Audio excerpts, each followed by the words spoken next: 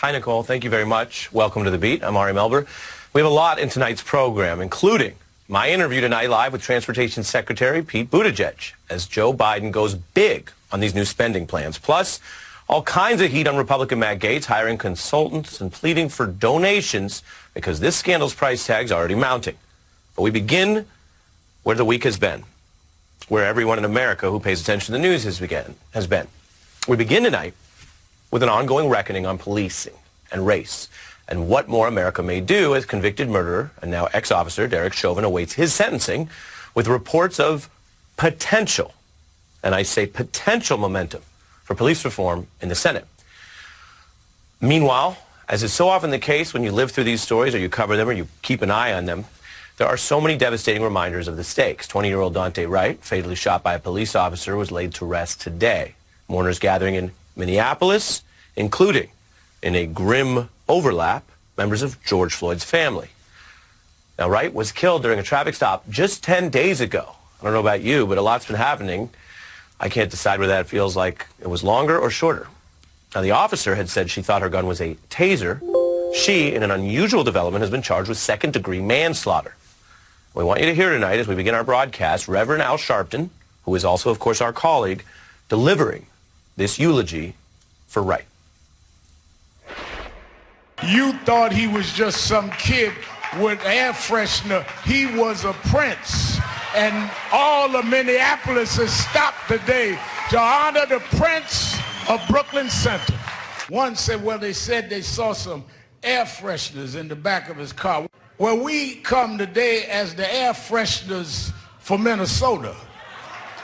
We're trying to get the stench of police brutality out of the atmosphere. We're trying to get the stench of racism out of the atmosphere. We can't breathe in your stinking air no more. Just a few of those moving moments. This call for a wider change comes as now convicted murderer Derek Chauvin remains incarcerated. He's being held in solitary confinement 23 hours a day, according to prison officials, for his own safety.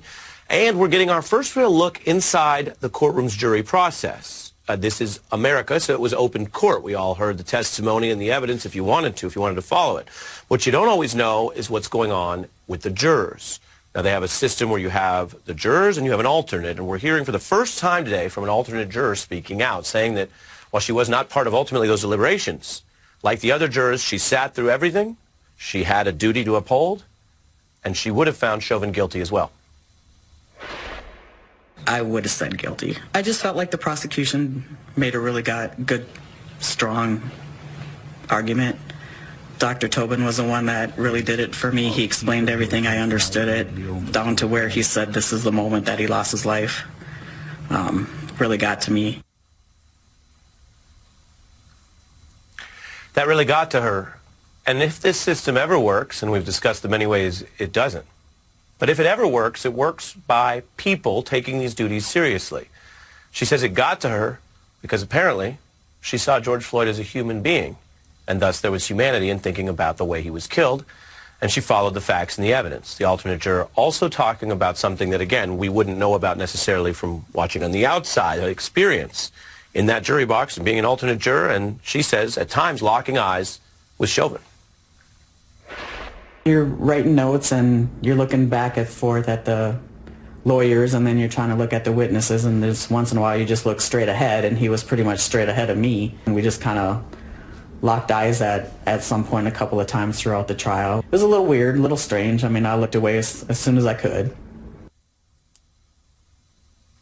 She also relayed that she just simply could not understand how a call about the potential use of a $20 counterfeit bill ended in this killing, which the jury found a murder. It's the same question that so many protesters asked and so many people who watched the video asked as they rallied around what was become a movement catalyzed and escalated after George Floyd's killing. Meanwhile, there's a political backlash brewing. And I want to say something here before I get to this next part. You look at a jury in America, and they come in there in Minnesota, and 12 of them heard all the evidence and came to a resolution. Keep in mind, although we haven't interviewed all the jurors, that statistically 12 jurors in Minnesota would likely include some Trump voters and some Republicans. But they did their duty, and they followed the facts and the evidence, and they came to a unanimous verdict. I say that to you tonight. It may sound obvious. Okay, Ari, why are you telling me that? Well, compare that, what regular citizens were at least able to do in this process, to what their elected representatives are doing. Because they're not responding to the unanimous verdict here by saying, okay, let's take stock or let's calmly reason with it. We are witnessing a mounting political backlash from many, not all, but many elected Republicans at the state and federal level.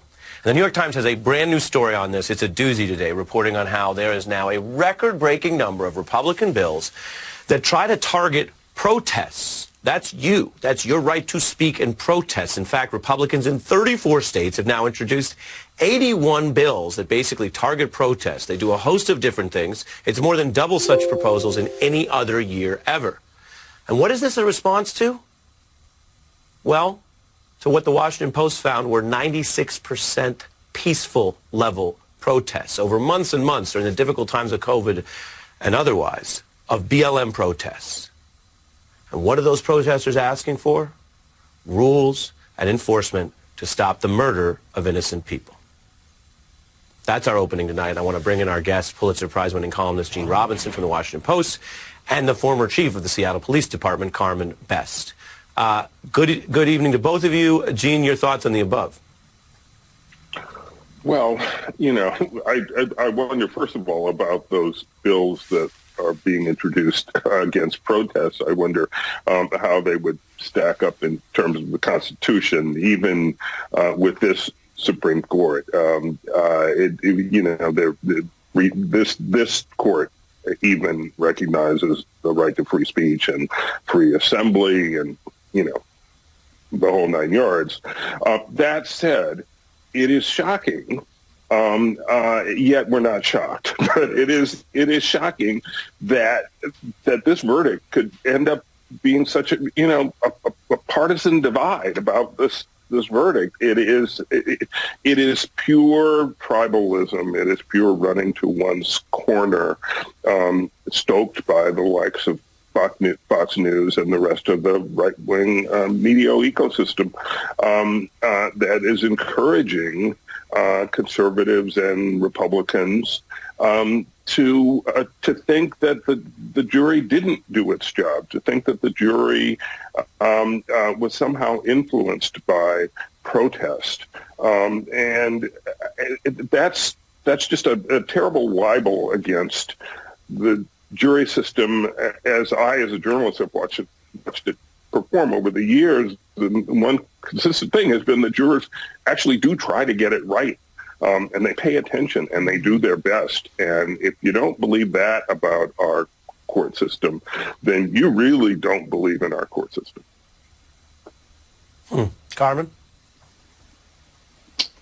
Yeah, you're absolutely right. It's kind of astounding, the number of legislation that is trying to silence the protesters and squelch their First Amendment right to free speech. On the other hand, there's a lot of legislation that is now before electeds to look at having consistent policies and practices and procedures for officers across the board. So these are two juxtaposed positions, but I absolutely believe that people are at a turning point and that they are looking for reform and for consistent policy and practices, and that these attempts to squelch people who want to express their First Amendment free speech are not going to go very far. And I will say that I was a law enforcement officer for almost 3 decades, and at no point did we want to oppress people who wanted to, peacefully express their First Amendment free speech. And I think that is one of the basis for the Constitution. So I think that it won't go as far as these attempts will show. And I can hear you loud and clear, literally, so I think viewers can make sense of that. We were losing the video feed a little, but we could hear Carmen. Gene, take a listen to this point that the alternate juror invoked, the power, however grim, the evidentiary power of the pulmonologist in that testimony. Take a listen. The toe of his boot is no longer touching the ground. This means that all of his body weight is being directed down at Mr. Floyd's neck. You can see his eyes, he's conscious. and then you see that he isn't.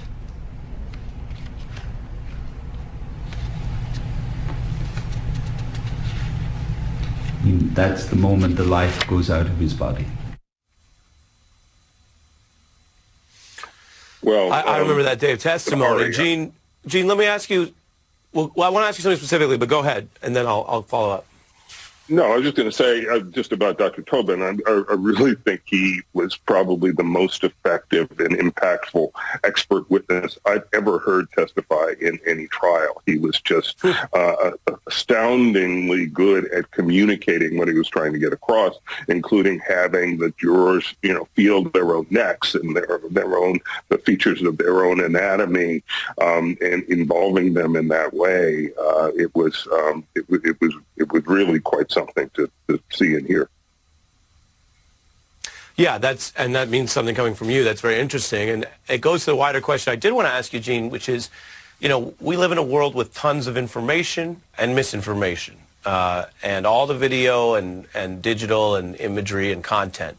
And we're all adjusting to it. And it was a video that catalyzed this trial. So that you can't go one way or the other on all good or bad. Having said that, Lord knows on the internet you have a lot of talk. People say, well, because of their predispositions or the ideology, they have a different view about what the officer did, or they're just talking. And everyone has the right to talk. But I'm curious what you think of as we listen to this alternate juror. We don't necessarily know her politics or what views she brought in the courtroom, and we don't need to. What we know is that she seemed to really take the evidence seriously to find the facts. She seemed to have a recall of it as a layperson, right? She's not a trained journalist or lawyer or anything like that. She just did her job, and she recalled that powerful moment, and she recalled the evidence. I wonder what you think about that at a time when facts themselves are under so much strain. Well, I think it's really encouraging, and it says something. It says that fact and truth can cut through the noise, because after all, the jury is the finder of fact in a trial, right? And so they found these to be the facts, and it says that the jurors, they were instructed to pay attention to the testimony, pay attention to the law, and like most jurors I've ever watched in any trial, they tried their best to do what the judge instructed them to do, and I think that's encouraging. No matter it may be the Wild West on the internet and on social media, but it was a search for justice inside that courtroom, and that's just unambiguously a good thing. And that's a fitting point here as we kick off this hour of coverage. Gene Robinson, always grateful to you for your insights. Thank you. We're coming up in just 30 seconds. Pete Buttigieg's debut on the beat. The transportation secretary is in the news on a very big battle when we're back in 30 seconds. The United States sets out on the road to cut greenhouse gases in half by the end of this decade. That's where we're headed as a nation. President Biden calling for action on climate, jobs, infrastructure, and we have a guest now at the center of so much of this, Secretary of Transportation, Pete Buttigieg, and it's your first time on the beat during a very busy week. Thanks for making the time, sir. Glad I could be with you. Thank you. Absolutely. Let's get into it. Mr. Secretary, you were saying just today that transportation as a sector is the biggest contributor to greenhouse gas emissions. Walk us through what your boss, the president, is aiming to do and how you fit into these plans.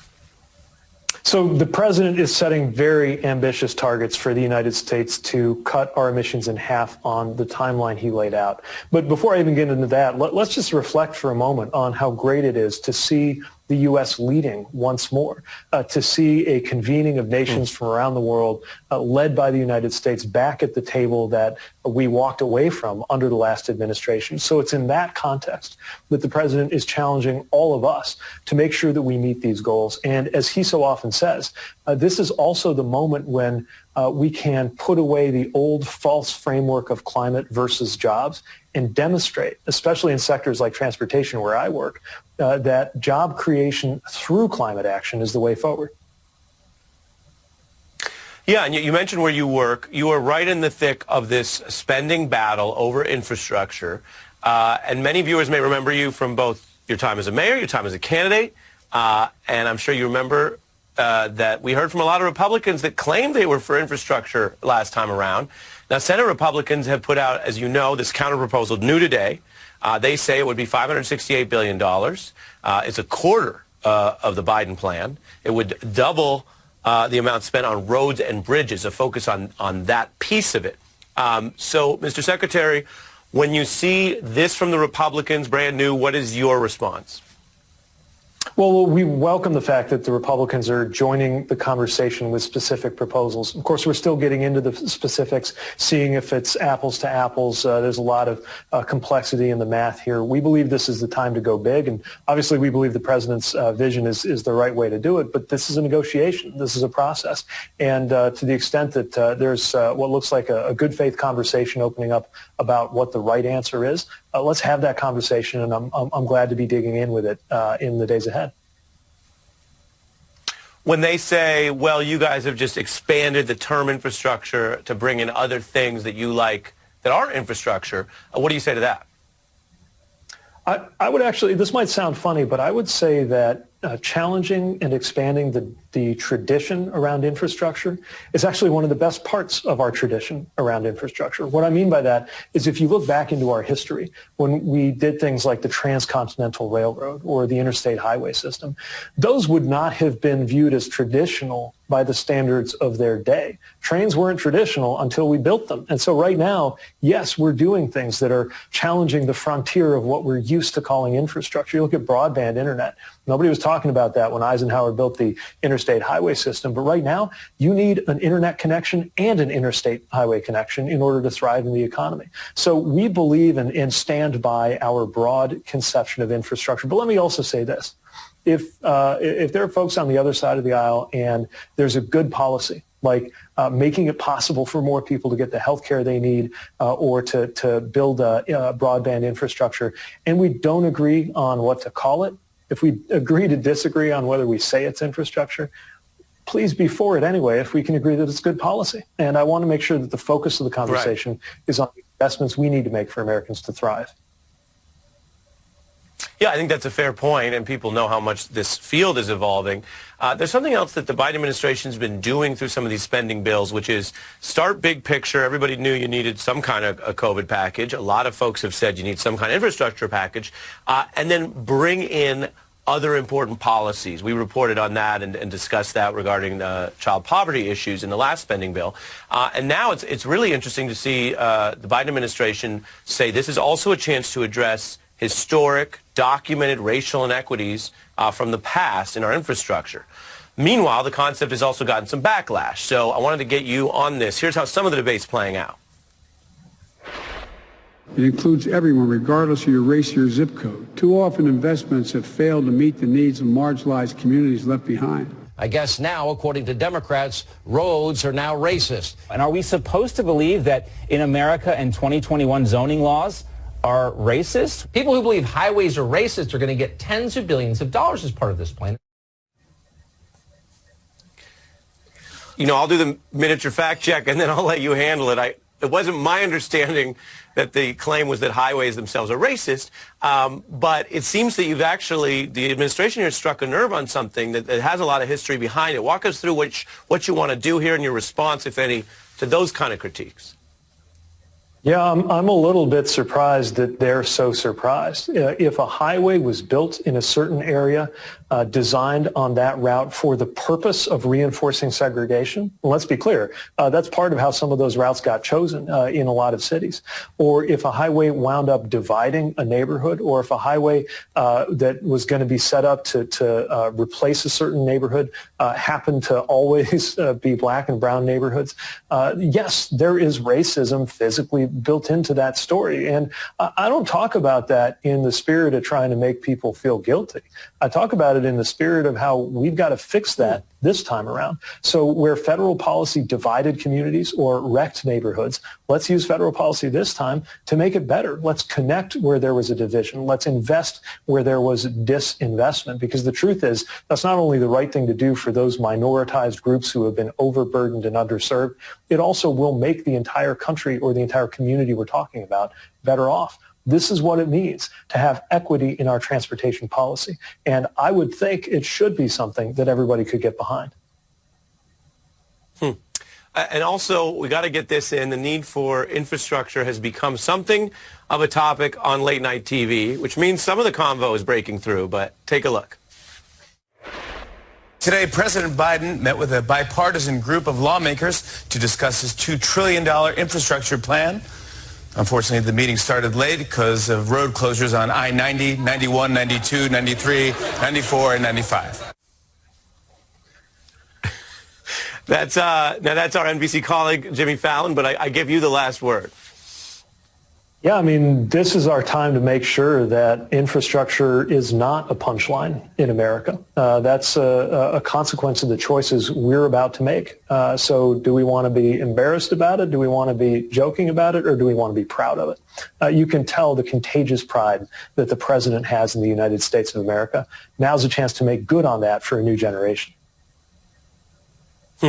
Mr. Secretary, as mentioned, very busy times for you. We're keeping an eye on all the spending proposals. Really appreciate you making your beat debut. I hope you come back. I look forward to it. Thanks for having me on. Thank you, Secretary Pete Buttigieg. Coming up, we have a special report on a new opening in the fight for real criminal justice reform. It's my special comment later. I hope you'll stay for it. But first, boy, is it a doozy.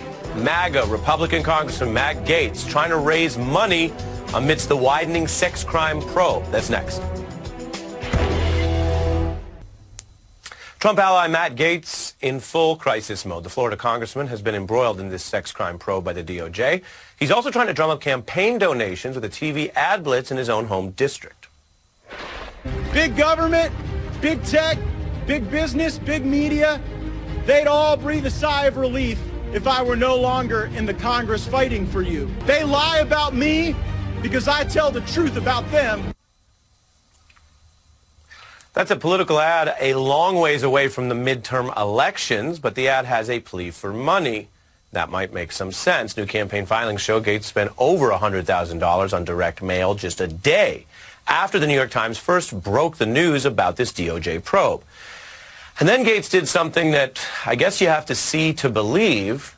Of all the people in the world, he chose to hire convicted Trump aide Roger Stone for consulting right now. Stone, of course, famously had his home raided, was arrested, indicted, and convicted in the Mueller probe, later pardoned by Trump. Now he's found himself in the crosshairs of a new DOJ probe because they allege Stone is hiding income and has unpaid taxes. Now, Roger Stone is a convicted and then pardoned criminal. The feds got him recently. The FBI raiding his home, as mentioned. I mean, this is not someone who has been on the better end of federal investigations as of late. This was the footage. He was even in his shirt. Roger Stone did nothing wrong in that leaked video footage of the raid. Now, Roger Stone's the one Gaetz turns to for advice about how to avoid getting busted by the DOJ. Gaetz is under investigation for a range of potential allegations, including possible sex trafficking and sex with a minor. As we've reported, he denies all allegations and has not been charged. We're joined now by Dave Ehrenberg, State Attorney for Palm Beach County, Florida. Thanks for coming back. How are you doing?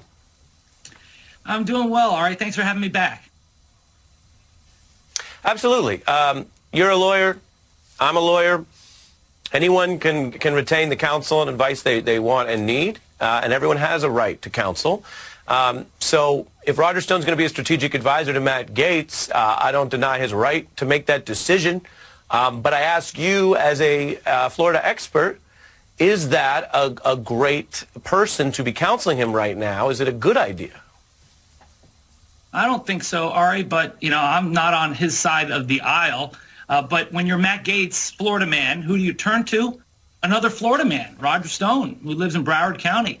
And he is at the forefront of the Trump playbook of object, deflect, and project, and raise money the entire time. And, Matt Gaetz is not going to be able to use all this stuff fighting the corporate media and the swamp and all that stuff in a courtroom, but he can use it in the court of public opinion, and his district is ruby red. So this is his way of filling his campaign coffers and ensuring his reelection in an overwhelmingly Republican district where only another Republican can beat him.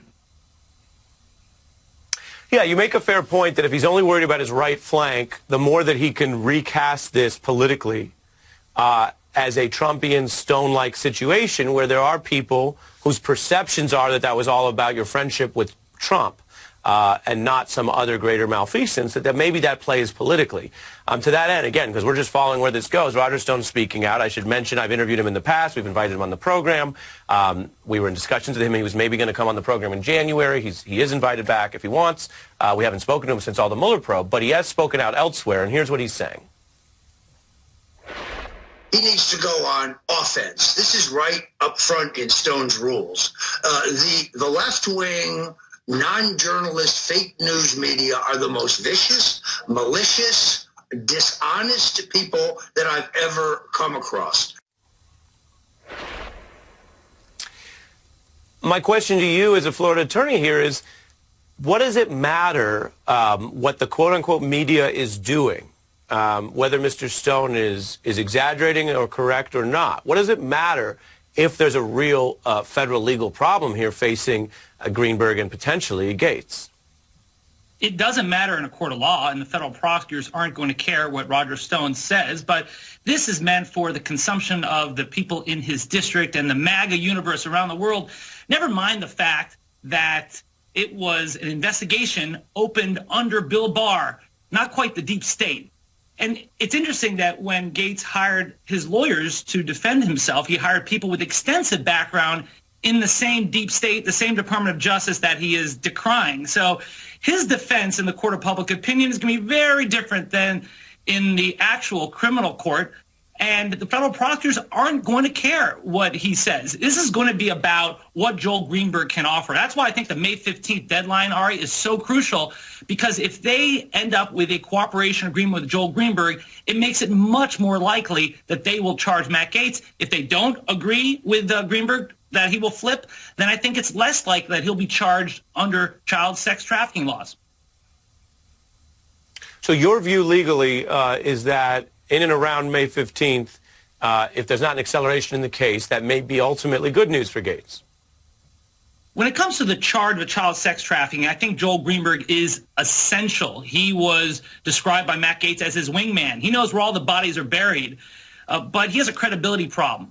The feds are not going to want to cut a deal with him unless he can come up with the goods, unless he has corroboration, emails, text messages, because he has no credibility. I likened him the last time I was on your show, Ari, to the Joker without the cool makeup. Since then, I'm pleased to say that I have researched more of the Joker. I watched Joaquin Phoenix, and I think that Greenberg is a less sympathetic version of the Joker without the nifty dance moves. Now, Dave, when do you have time to watch all these movies while doing your full-time job and doing illegal? Now, Dave, when do you have time to watch all these movies while doing your full-time job and doing illegal? Counseling him right now, is it a good idea? I don't think so, Ari, but, I'm not on his side of the aisle. But when you're Matt Gaetz, Florida man, who do you turn to? Another Florida man, Roger Stone, who lives in Broward County.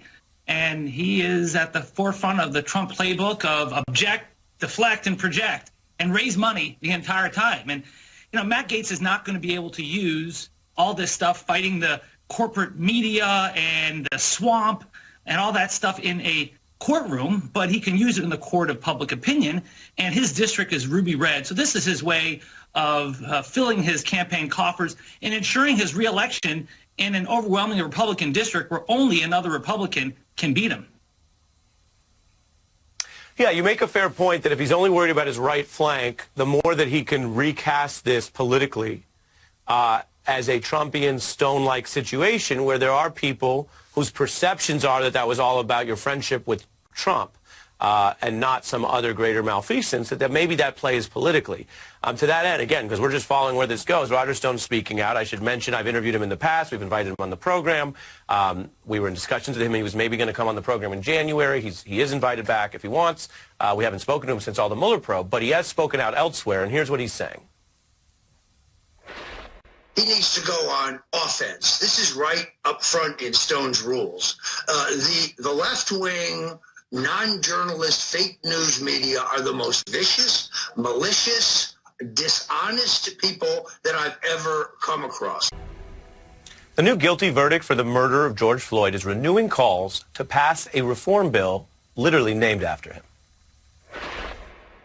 As we stand together to make sure that President Biden knows we are all going to walk together to get the George Floyd Justice and Policing Accountability Act made into law. Today, there are signs of possible change because more Americans do agree, and this is documented, that this system isn't fair, that the drug war failed in many ways, and many Americans see how racism endures. But the push to reform America's justice system requires some understanding of how we got this system in the first place. Why is it broken? If America is about to try to reform something as big and intractable as our criminal justice and prison system, then you should know where it came from. This modern prison system grew out of a racist Jim Crow framework. It grew out of American policing that used a punitive crackdown on inner cities, which is measurably harsher than almost all other countries like the United States, like other democracies. And many of these more recent controversial and harsh approaches to crime, they were passed by both parties. In the 1990s, then candidate Bill Clinton cast himself as tough on crime and made a point of flying home to oversee an execution. I'm just going home. Going to Arkansas? Yeah, we've got an execution tomorrow, and I always spend all day on those days at the mansion. Then, as United States president, Clinton led the push for a crime bill that was bipartisan. It was a Democratic president with many top Democrats pushing it. It passed the Senate 62-38. Now, some liberal Democrats in the House and many CBC members did oppose that bill and that approach. But this isn't some ancient history from long ago. Some of the most powerful Democrats in office today were there then, and they were for it, and they were touting how tough those policies would be. The plan is tough, it is fair, it will put police on the street and criminals in jail. If you want to do what our constituents are pleading with us to do, which is make the streets safe, tough laws on punishment, smart laws on prevention, you will vote for this. This bill would have put more police on the street, would have locked up violent offenders, would have given more prison construction money. It's a very well thought out crime bill. More cops, more prisons, more physical protection for the people. You must take back the streets. Clinton, Schumer, Biden, they were all together on this plan. And that 94 crime bill funded 100,000 new police officers. It plowed $12 billion into this prison industrial complex. It cracked down on even one-time lesser cases, like trying to charge children as young as 13 as adults, and it added new life sentences for people who were caught on a third crime. Now, today we hear a push away from over-policing and from many of those kind of lengthy prison sentences. But that's what the 94 bill was about. And everyone, we need to learn from history, everyone at the time saw it as and said out loud that it was a super police-friendly bill. Then Senator Biden spoke about that at the presidential signing ceremony.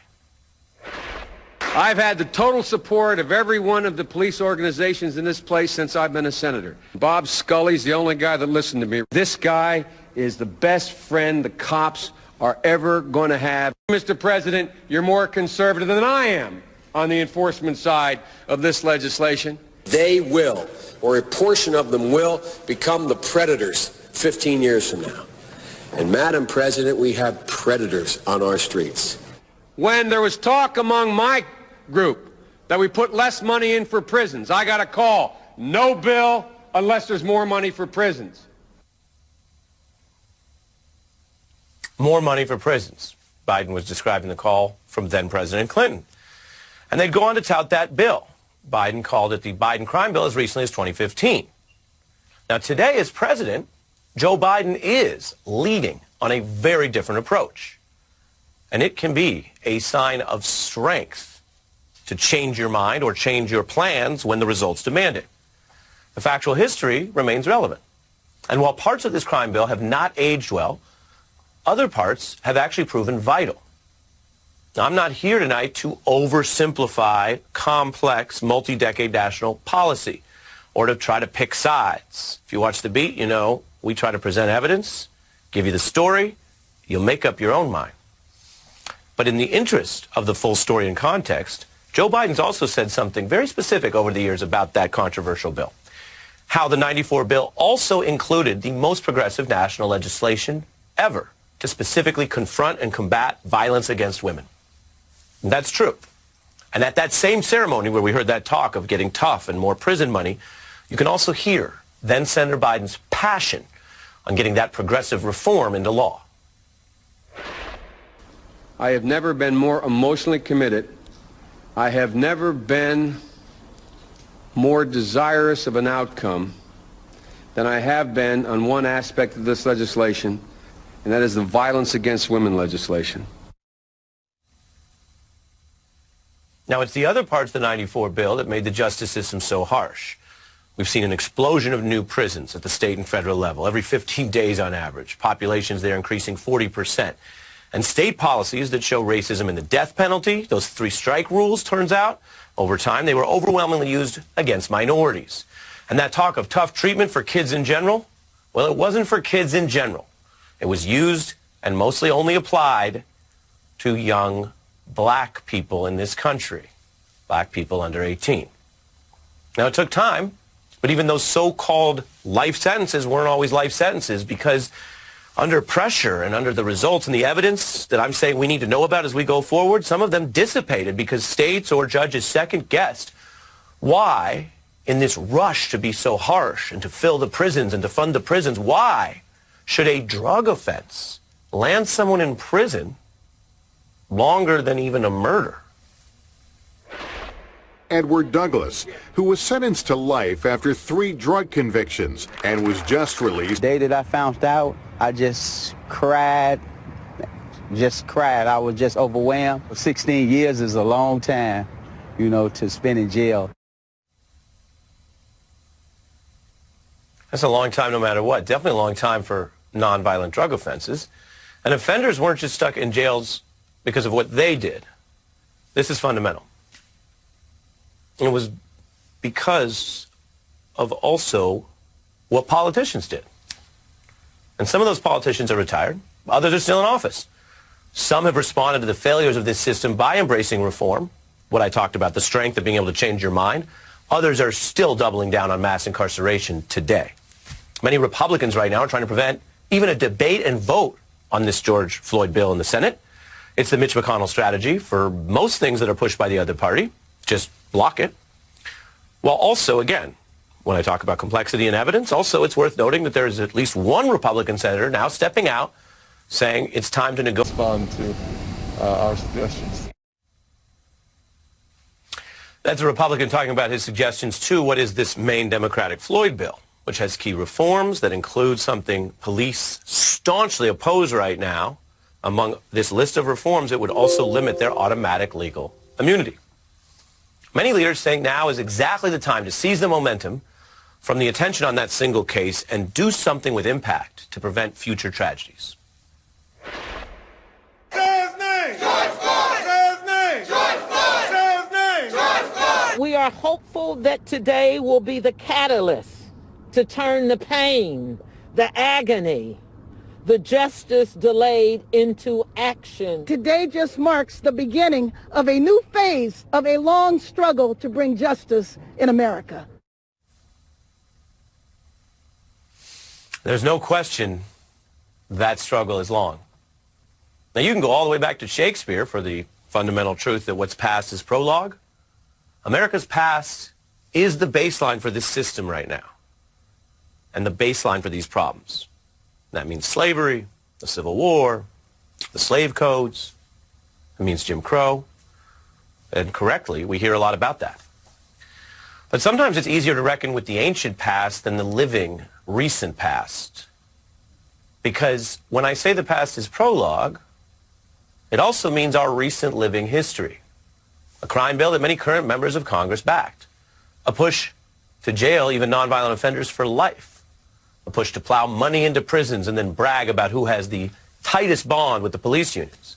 So when you start hearing that politicians are now negotiating on this new bill and this rare window for maybe changing something, and they're meeting about their suggestions to improve it, keep your eye on the exact facts. Be rightfully skeptical given what we know about all of this. And what do we know? Well, this is not a system that's worked very well or very transparently. It is under serious pressure now. But its baseline, its resting place, its premise has been to back the police basically no matter what they do.